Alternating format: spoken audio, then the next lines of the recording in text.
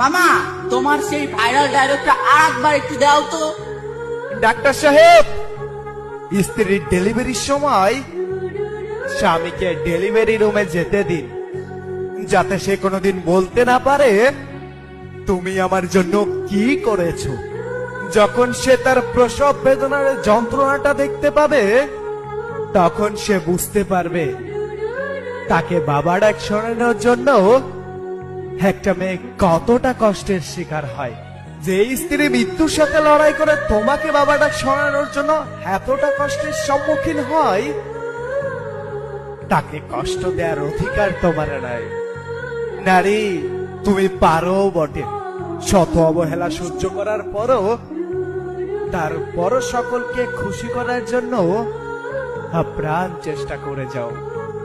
সবকিছু কত সহজেই ভুলে যেতে পারো তুমি।